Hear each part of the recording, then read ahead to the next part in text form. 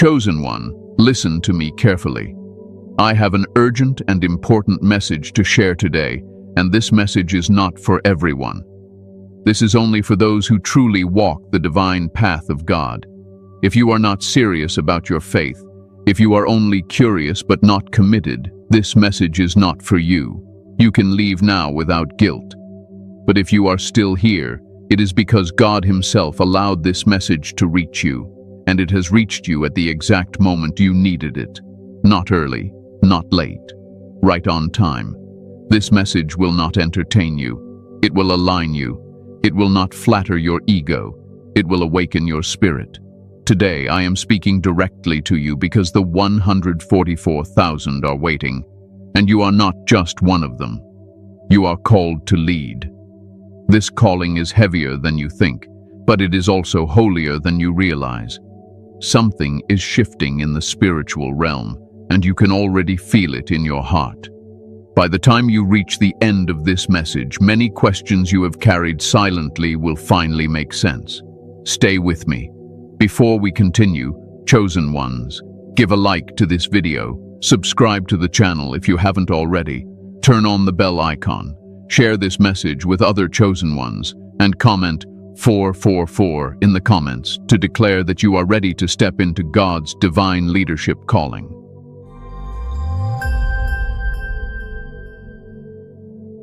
Who the 144,000 truly are, beyond misunderstanding. Chosen one, let me slow this down for you because this is where many misunderstand, rush, or let fear and ego distort truth. When people hear the number 144,000, their minds immediately go to mystery, hierarchy, or spiritual competition. But that is not how God operates. God does not choose based on excitement. He chooses based on endurance. He does not select based on loud faith. He selects based on quiet obedience. The 144,000 are not a crowd seeking attention. They are not a spiritual elite walking around announcing who they are. In fact, many of them spent years wishing they were not chosen at all. Because the truth is this: being chosen is not glamorous. It is weighty. It carries responsibility, discipline, and deep inner refinement. The 144,000 are those who allowed God to deal with their heart when no one was watching. They are those who were willing to be corrected, humbled, stripped, and rebuilt. You see, God does not mark people outwardly first. He marks the spirit. The seal is not visible to the world, but it is undeniable in the spirit realm. That is why chosen ones often feel different, even when they try to blend in. They carry a seriousness in their spirit, a sensitivity to truth, a discomfort with lies, manipulation, and shallow living. This is not because they are better. It is because they are assigned. Now listen carefully. The 144,000 are not perfect. If perfection were the requirement, no one would qualify. What sets them apart is alignment. Their hearts bend toward God even when their emotions resist. They choose obedience even when it costs them relationships, comfort, or approval. They are not sinless, but they are sincere. They are not flawless, but they are faithful in repentance and growth. Many of you watching have spent years confused about why you could not fully belong to certain systems, churches, or groups. You tried to fit in, but something always felt off. That discomfort was not rebellion. It was discernment. God was training you to hear Him above voices, traditions, and opinions. The 144,000 must be able to stand alone if necessary, because leadership often begins in isolation. Let me also remove another dangerous misunderstanding. The 144,000 are not chosen to dominate, control, or judge others. They are chosen to serve, guide, protect, and intercede. Their authority does not come from titles or platforms. It comes from intimacy with God. That is why many chosen ones went through seasons where God removed distractions, relationships, and even ambitions. Not to punish them, but to tune their spiritual hearing. You must understand this clearly. God does not rush spiritual leadership. Anyone can speak loudly. Anyone can quote scripture. But not everyone can carry God's heart. The 144,000 are those who learned compassion through suffering, patience through delay, and wisdom through silence. They know what it feels like to be misunderstood, overlooked, and rejected. That experience is not accidental. It prepares them to lead without cruelty and correct without pride. There is also a purity associated with the 144,000 that many confuse. This is not only physical purity, it is purity of intention, purity of motive, purity of loyalty. They are not double-minded. They do not serve God when it is convenient and abandon Him when it is costly. Their yes is steady, their no is firm. God can trust them not because they are strong, but because they are surrendered. Some of you have struggled with the idea of being part of the 144,000 because you see your flaws too clearly. Let me free you from that burden. God already knows your weaknesses. He chose you with full awareness of your past, your fears, and your limitations. What qualified you was not your record, but your response.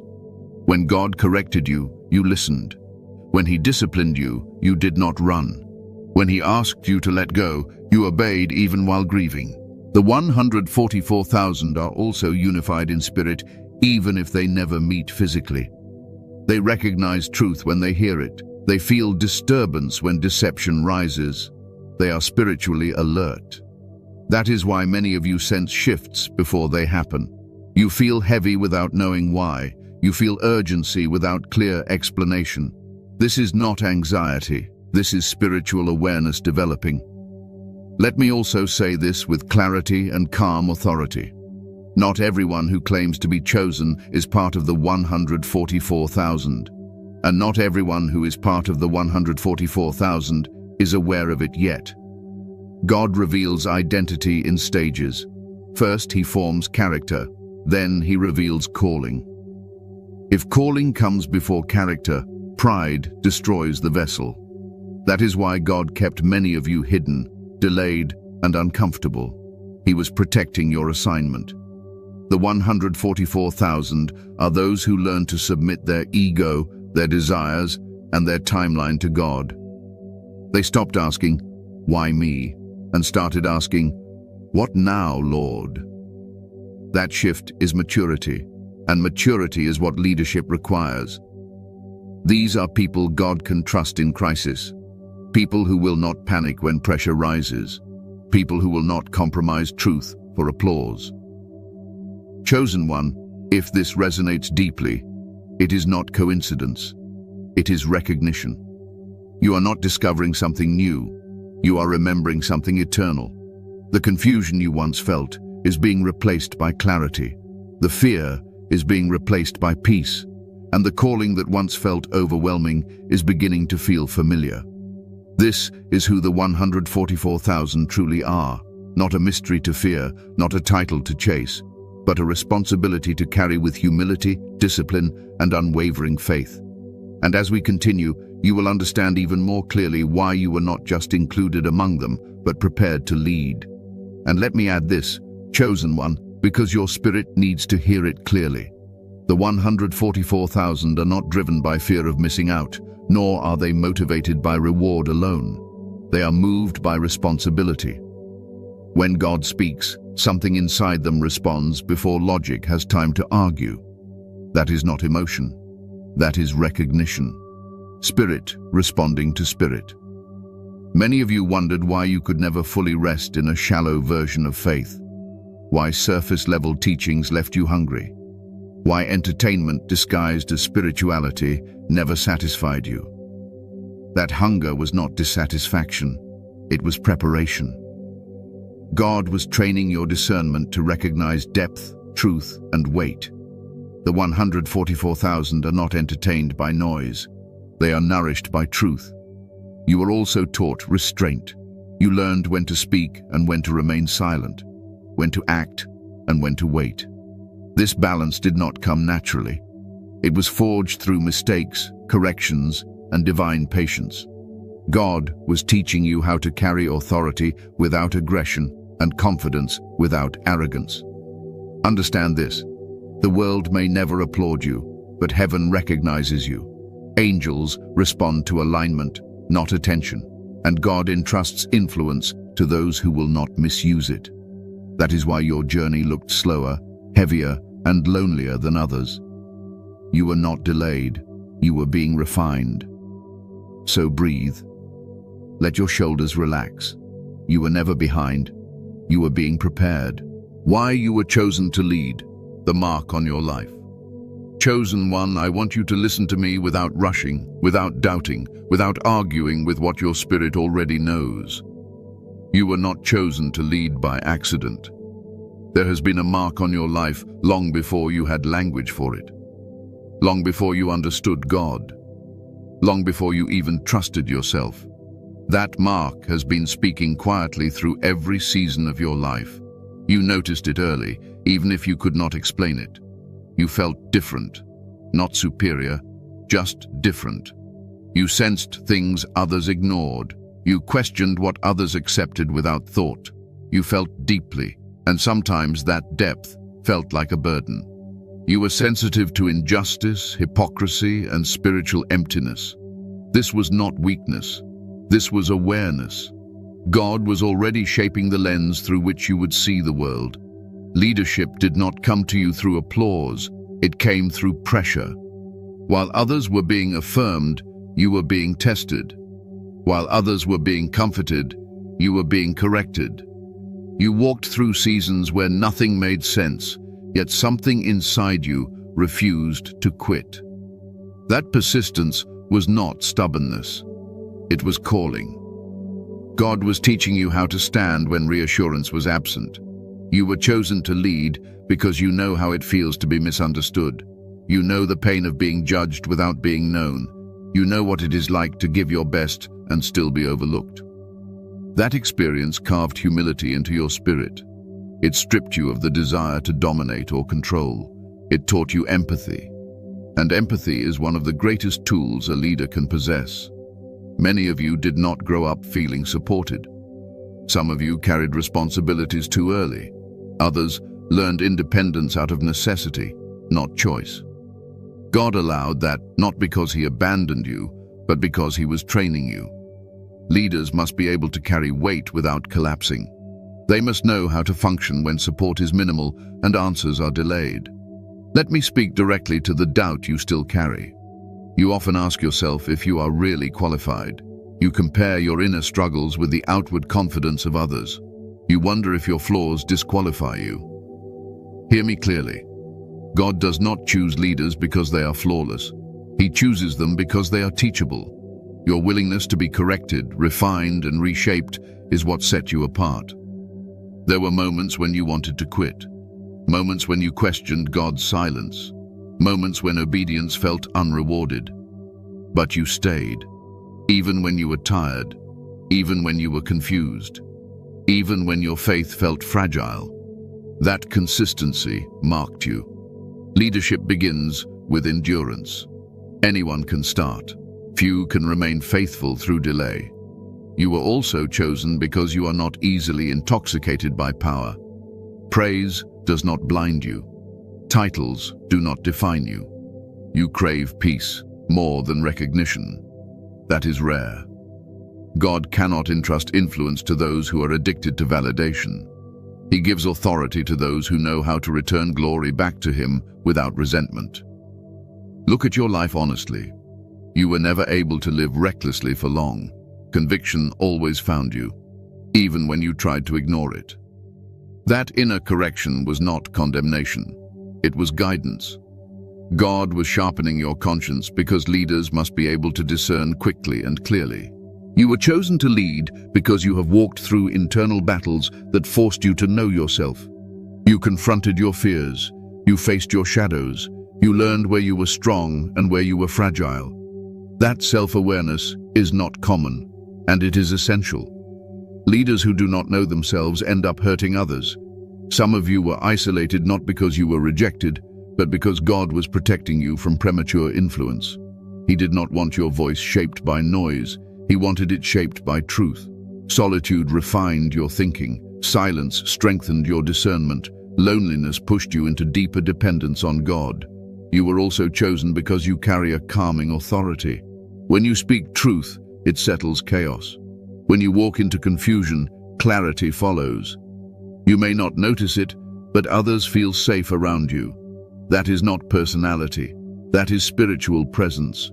God rests on those who have made room for him internally. Leadership is not about commanding crowds. It is about carrying responsibility without complaint.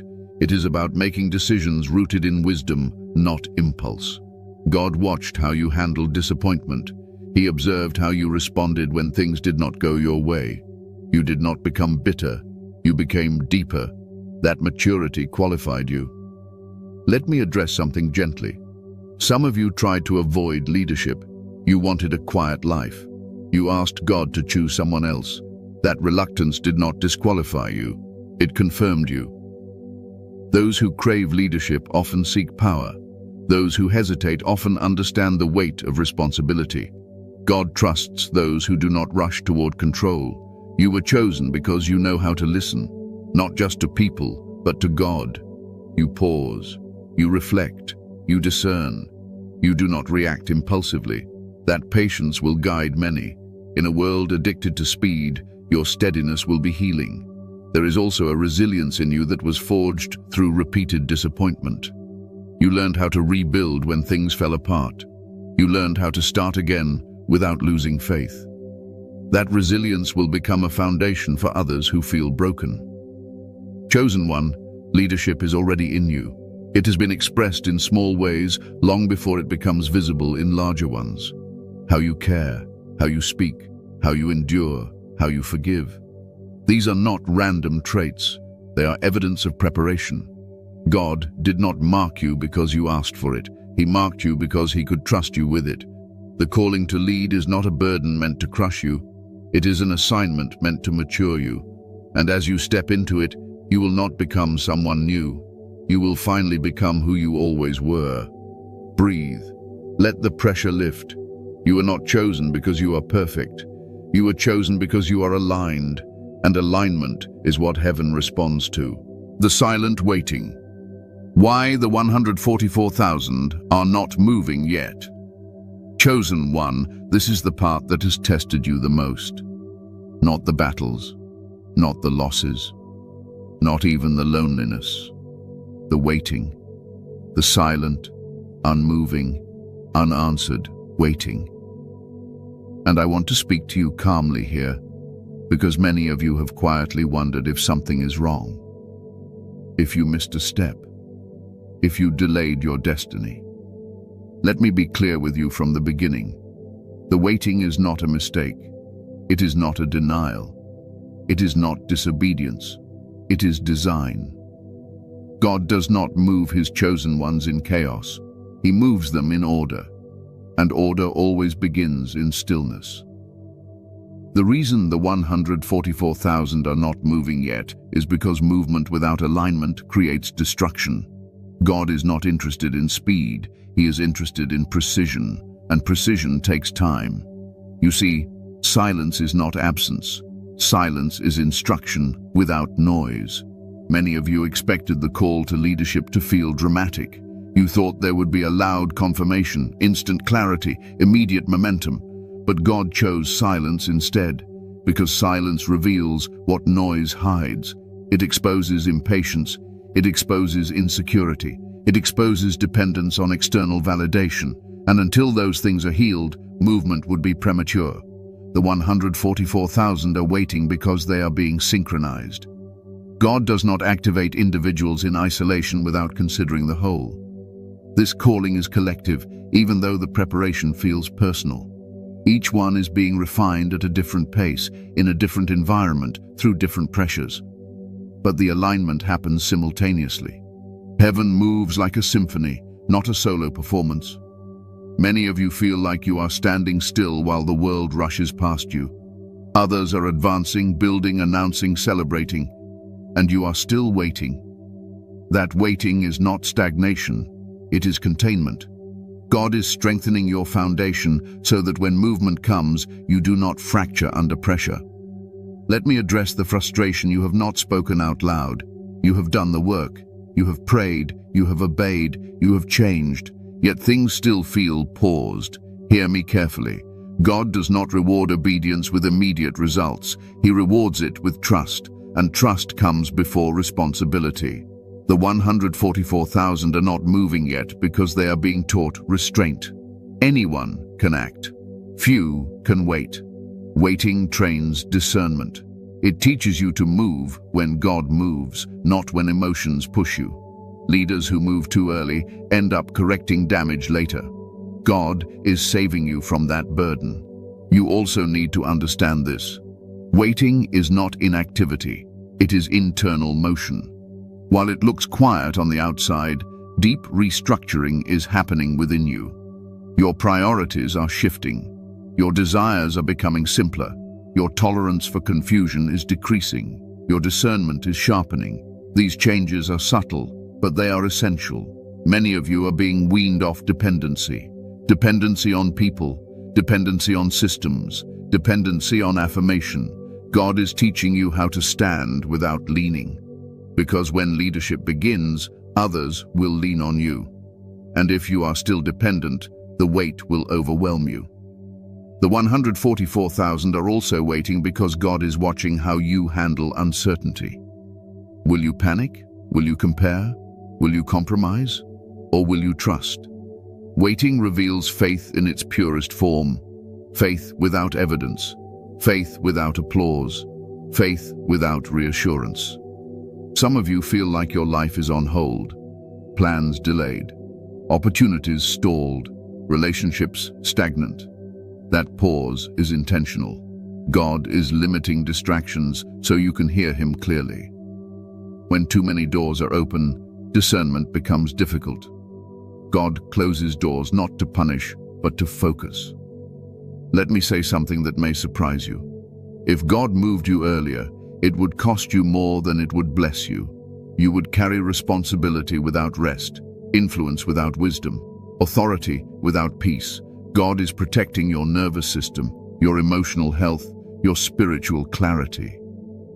Waiting also reveals what still needs healing. Old wounds surface. Old fears speak louder. Old patterns try to return. This is not regression. It is exposure. God is allowing unresolved areas to rise so they can be addressed before leadership begins. Leaders cannot afford unhealed wounds. They bleed onto others. The silence you feel is not God ignoring you. It is God trusting you, trusting that you will not walk away when He does not explain Himself, trusting that you will not create your own movement out of impatience, trusting that you will remain faithful even when direction feels unclear. The 144,000 are also waiting because unity requires maturity. God is aligning hearts, not just assignments. Division delays activation. Ego disrupts flow. God is cleansing pride, competition, and comparison from His chosen ones. He is teaching them to recognize each other without rivalry. Many of you are learning how to rest without guilt. That is part of the preparation. Leaders who do not know how to rest burn out or become harsh. God is teaching you rhythm, work and rest, action and stillness, speaking and listening. You are also learning obedience without reward. That is rare. Obedience when no one sees. Obedience when nothing changes. That kind of faith is powerful. Heaven responds to it. That is why your waiting is not wasted. It is being recorded. Let me speak to the heaviness you feel sometimes. That weight is not depression. It is responsibility forming. Your spirit senses what is coming before your mind understands it. That awareness can feel heavy, but it is also sacred. God is teaching you how to carry weight without collapsing. The 144,000 are waiting because timing matters. When God moves, resistance will rise. Opposition will increase. Pressure will intensify. God will not release you until you are emotionally regulated, spiritually grounded, and mentally steady. This is not fear-based delay. This is wisdom. Some of you are tempted to force doors open, to make things happen. to step into roles prematurely. Resist that urge. Anything you build without God's timing will require your constant effort to maintain. What God initiates, He sustains. Waiting is also teaching you to hear subtle instruction. God is training you to recognize His voice without dramatic signs. Through peace, through restraint, through inner confirmation. This sensitivity will be essential when you lead others who are confused or overwhelmed. Chosen one, the waiting will not last forever. Silence is seasonal. Stillness is temporary. But the strength you gain here will follow you into every phase of leadership. You will look back and realize that this was the most important part of your preparation. You are not late. You are not forgotten. You are not stuck. You are being aligned. Breathe again. Let your body relax. You do not need to rush God. He is not behind, and neither are you. And let me go even deeper here, because some of you are struggling not just with waiting, but with explaining the waiting to yourself. You wake up knowing you are called, yet your external life looks quiet. That inner tension can exhaust the mind. So let me bring rest to that place. God often hides His leaders in plain sight, not because they are unimportant, but because visibility before readiness creates unnecessary warfare. Right now, heaven is limiting exposure around you. Fewer people understand you. Fewer conversations feel meaningful. Even social energy feels draining. This is not antisocial behavior. This is conservation. God is preserving your strength for a season that will demand clarity, not chaos. Another reason the 144,000 are not moving yet is because God is severing unhealthy urgency. Urgency driven by fear is dangerous. It leads to rushed decisions, emotional reactions, and misplaced alliances. God wants your movement to be intentional, not reactive, so He slows you down until peace becomes your default state, not something you chase. Some of you are also being trained to trust internal confirmation over external signs. Earlier in your journey, you needed reassurance. You needed repeated confirmation. That was normal, but leaders cannot rely on constant validation. God is teaching you to move from dependence to discernment, from asking for signs to recognizing alignment. That transition feels uncomfortable, but it is necessary. You may have noticed that old desires no longer excite you. Things you once prayed for no longer feel important. This is not loss of passion. This is refinement of focus. God is narrowing your assignment so that when movement begins, you're not distracted by side missions. Narrow focus creates power. Waiting is also revealing who is truly meant to walk with you. Some people drift away naturally. Conversations fade. Connections weaken. This is not abandonment. It is alignment. God removes those who cannot sustain the pace, depth, or responsibility of where you are going. He does this quietly to avoid unnecessary pain. Trust Him in this process. Let me speak to the spiritual fatigue many of you feel. You are not tired because you are weak. You are tired because you are carrying awareness. Awareness requires energy. You see more, you sense more, you process more. That is why rest is not optional for you. It is obedience. God is teaching you to care for your body and mind because leadership requires longevity. The waiting is also teaching you how to hold space, to sit with discomfort without fixing it, to allow questions without forcing answers. This skill will become essential when you guide others who are confused, hurting, or afraid. You are learning how to be present without panic. Some of you have noticed that God no longer explains Himself the way He used to. That silence is intentional. Explanation creates comfort. Trust creates authority. God is shifting you from childlike dependence into mature partnership. He does not need you to understand everything. He needs you to stay aligned, and hear this clearly because it will bring peace. When the waiting ends, it will end suddenly. What feels slow now will move quickly then. God often prepares quietly and releases suddenly. That is His pattern. That is why patience is critical. If you quit in silence, you miss sudden activation. So do not measure your progress by visibility. Measure it by stability, by peace, by clarity, by obedience. You are becoming unshakable. And when the movement begins, you will not rush, you will not panic. You will lead calmly, firmly, and with wisdom.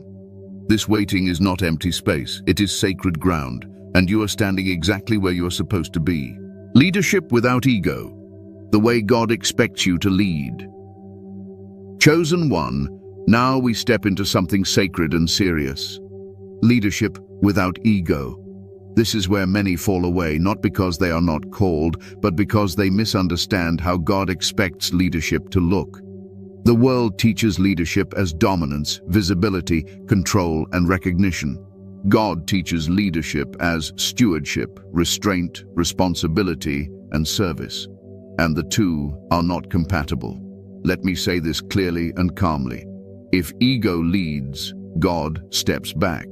Not because he is offended, but because ego cannot carry divine authority safely. Ego seeks validation. Ego reacts emotionally. Ego needs applause. But God's leadership requires stability, humility, and discernment. That is why God spent so much time dismantling parts of you that once needed approval. He was not breaking you. He was freeing you. Leadership in God's kingdom is quiet before it is visible. It does not announce itself. It does not force agreement. It does not manipulate outcomes. It moves with peace, clarity, and conviction. When God places authority on someone, they no longer need to prove anything. Their presence carries weight without aggression. Many of you were intentionally humbled before being elevated. Situations exposed your limitations. Mistakes reminded you of your humanity. Failures stripped away pride. That was not shame. That was preparation. God was teaching you to lead from dependence on Him, not confidence in yourself.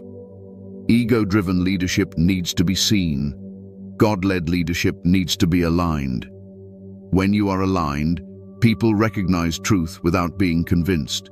They feel safety, not pressure. They feel clarity, not confusion. That is the kind of leadership God expects from you. Let me address something gently. Some of you fear leadership because you have seen it abused. You watched leaders manipulate, dominate, or spiritually intimidate others. That fear is understandable. But your calling is not to repeat those patterns. It is to heal them. God chose you precisely because you are aware of the damage ego causes. Leadership without ego means you listen more than you speak.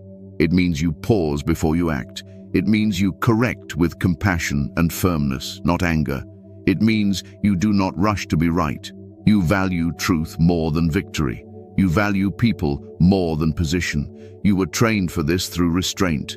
God often held you back when you wanted to speak. He silenced you when you felt justified. He asked you to wait when you wanted to act. That restraint built discipline. And discipline is the backbone of godly leadership.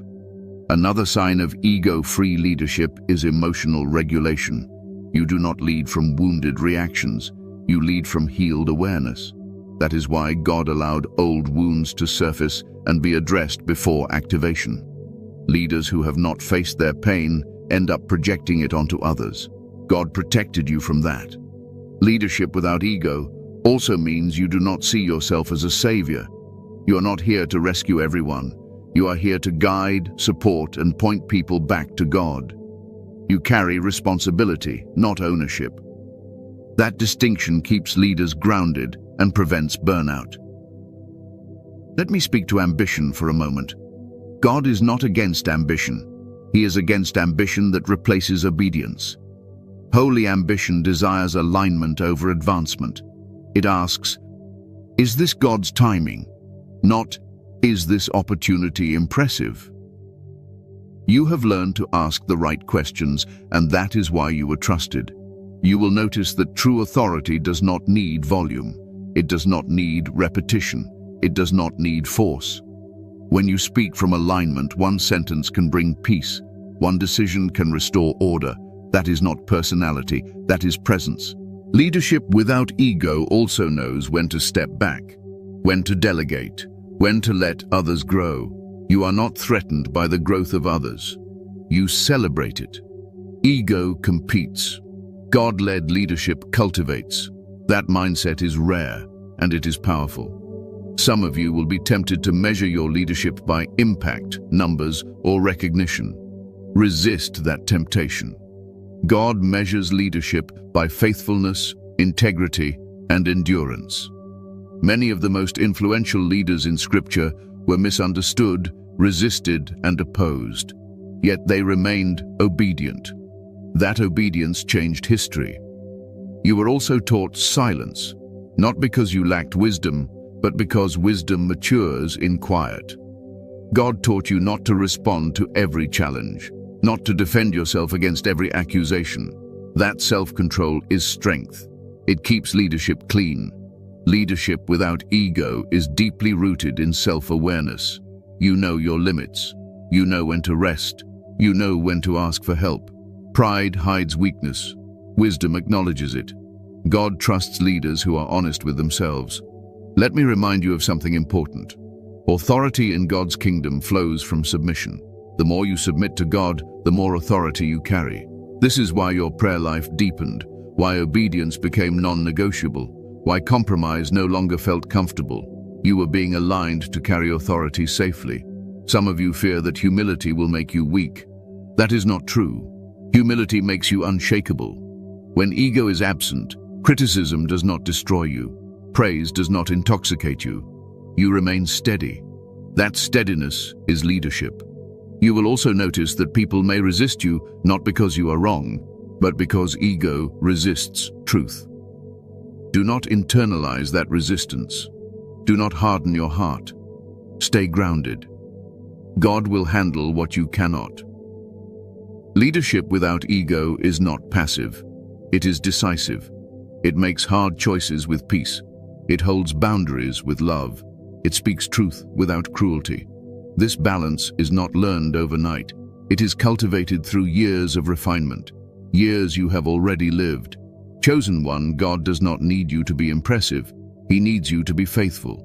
He does not need you to be perfect. He needs you to be aligned. Ego would have disqualified you long ago, but humility kept you teachable, and teachability is what qualifies leaders in God's kingdom. So release the pressure to perform, release the need to prove, release the fear of being misunderstood. Lead as you were taught, calm, clear, grounded, and God will do the rest. The cost of saying yes. What will change in your life? Chosen one, now we speak honestly, calmly, and without fear. Every divine calling carries a cost, not because God is cruel, but because transformation always requires exchange. When you say yes to leadership, something in your life must change. Not everything, not all at once, but something. And understanding this ahead of time will save you confusion, disappointment, and unnecessary resistance. The first thing that changes is your inner life. Your tolerance for noise, chaos, and shallow connection decreases. Conversations that once felt normal may now feel draining. Environments that once felt exciting may now feel heavy. This is not judgment. It is discernment developing. God is sharpening your awareness so you can protect your peace. Leadership requires clarity, and clarity requires boundaries. You will also notice changes in relationships. Some will deepen, others will quietly fade. Not because anyone is wrong, but because alignment shifts. People who are comfortable with surface-level living may struggle to connect with your depth.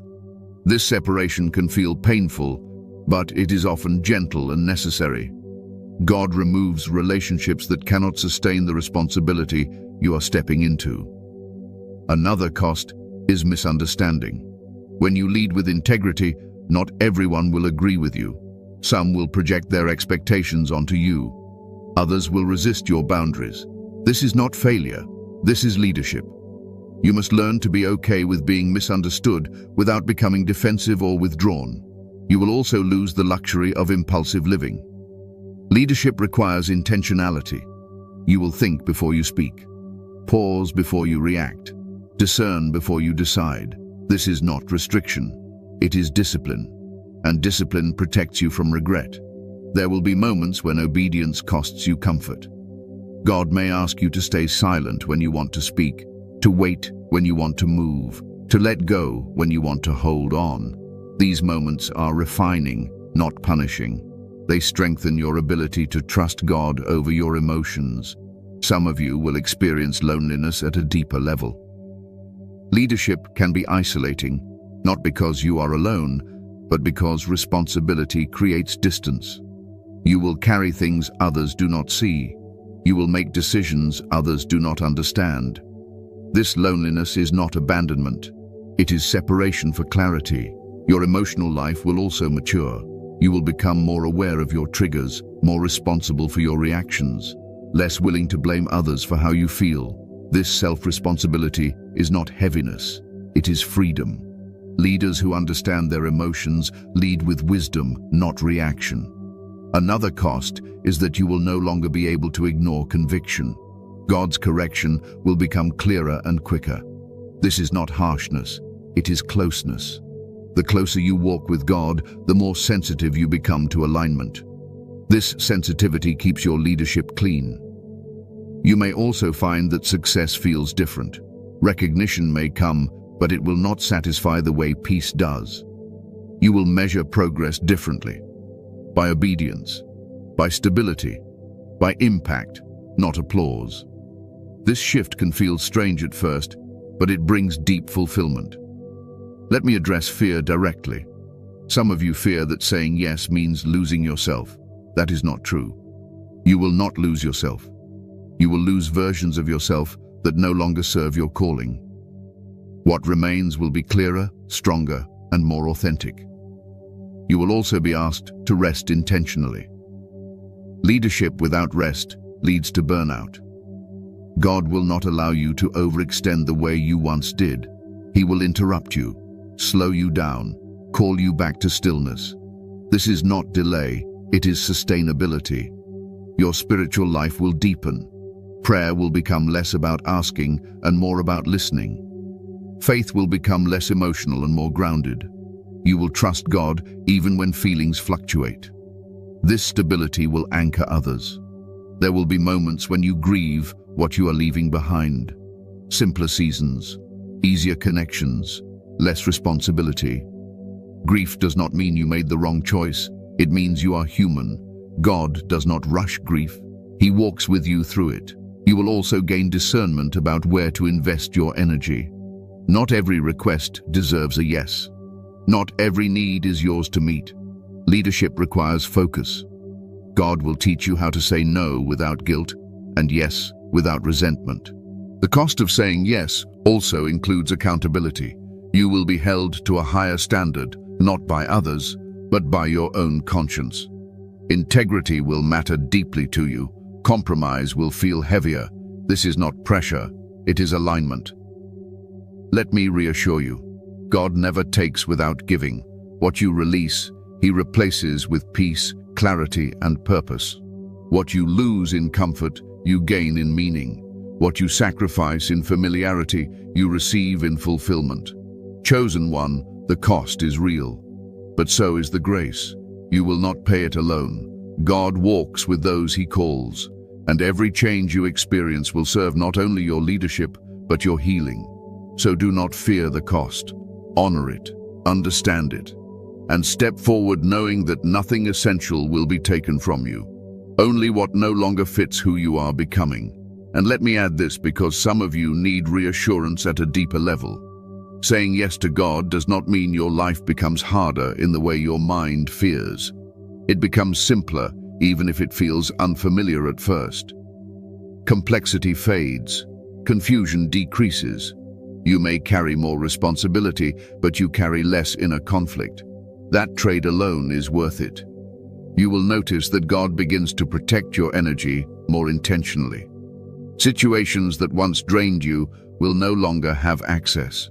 You will feel an inner resistance to overgiving, over-explaining, and overextending. This is not selfishness, it is stewardship. Leaders who give without boundaries eventually give from resentment. God is teaching you to give from overflow, not depletion. Another cost, and also a gift, is clarity about who truly walks with you. When your life aligns with purpose, surface-level connections naturally fall away. This can feel like loss, but it is actually relief. You will no longer feel obligated to maintain relationships that require you to shrink, perform, or betray your values.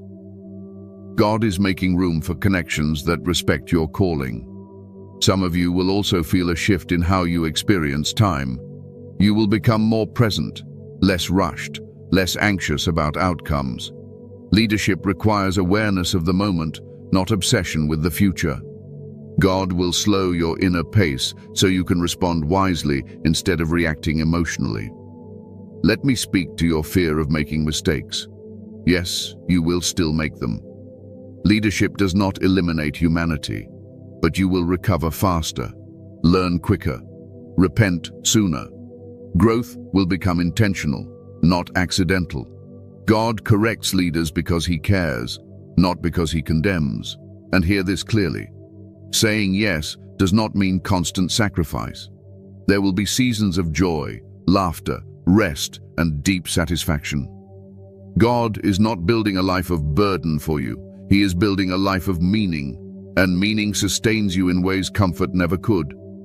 So if your heart feels both nervous and peaceful, that is confirmation. Fear alone is not from God. Peace alone is not enough. But when peace exists alongside reverent awareness, you are standing at the door of alignment. You are not losing your life. You are gaining direction, and direction brings rest. This is your confirmation. The time is now.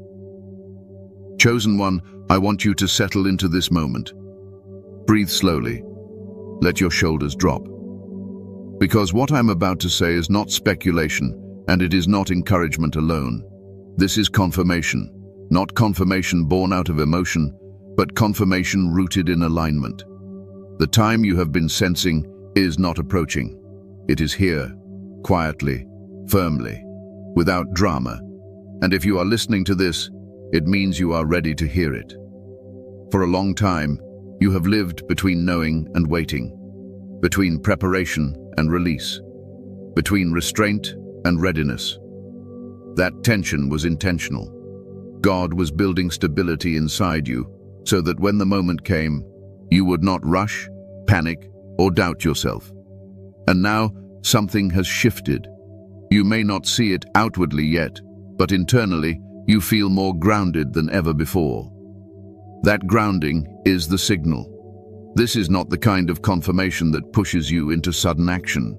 God is not asking you to do more. He is asking you to stand differently, to think differently, to speak differently. Leadership begins internally before it ever becomes visible. The way you carry yourself now matters. The way you respond matters. The way you choose peace over reaction matters. The time is now because you no longer need constant reassurance. You no longer need signs stacked on signs. You recognize alignment when you feel it. You recognize peace when it settles. You recognize conviction without fear. This maturity did not arrive overnight. It was formed slowly, through obedience, disappointment, and refinement. Let me be very clear. Activation does not mean exposure. Movement does not mean noise. God often begins leadership in subtle shifts. You will notice that people begin to listen to you differently. Conversations carry more weight. Your words settle instead of bounce. You are not trying harder, you are simply aligned. That is authority. Some of you expected a dramatic moment, a sudden announcement, a visible door opening. But God is activating you through consistency, through small, faithful steps, through calm decisions, through integrity when no one is watching. Do not despise this beginning. This is how sustainable leadership is built. The time is now because fear no longer controls you. It still exists, but it no longer leads. You act with peace even when uncertainty remains. That is not confidence in yourself. That is trust in God. Leaders who wait for fear to disappear never move. Leaders who move with peace despite fear are aligned. You may feel a gentle urgency, not anxiety. a sense of responsibility, not pressure. That is the difference between divine timing and human impatience. Divine timing feels steady. It feels grounded. It feels clear even when details are incomplete. Let me speak to those of you who feel like nothing has changed externally. Do not measure activation by visibility. Measure it by stability. You are more regulated, more discerning, less reactive. That is not small. That is readiness. God is also confirming you by the peace you feel when you stop striving. You no longer feel the need to chase purpose. Purpose feels present, accessible, near. That peace is confirmation. You are not being asked to leap. You are being asked to step. One aligned decision at a time. One obedient response at a time. Leadership grows through consistency, not intensity. Some of you will notice resistance increase subtly, not attacks, but tests. Opportunities to compromise, invitations to rush, moments that test your boundaries. These are not obstacles, they are confirmations. God is watching how you steward alignment. The time is now because you have learned to listen, not just to God, but to yourself. You recognize when something is off. You recognize when something is right. That discernment will guide you more than any external instruction. Let me reassure you of something important. You are not stepping into this alone. Others are being activated quietly alongside you. The 144,000 are not waiting anymore. They are aligning. And alignment creates movement. You do not need to announce yourself. You do not need to prove your calling. Those who are meant to recognize you will. Those who are not will fall away. That is not loss. That is clarity. You are also being confirmed by the fact that your motivation has changed. You are not driven by excitement. You are driven by responsibility. You care less about being seen and more about being faithful. That shift is significant. Some of you feel both calm and alert. That is exactly where you should be. Calm enough to rest, alert enough to respond.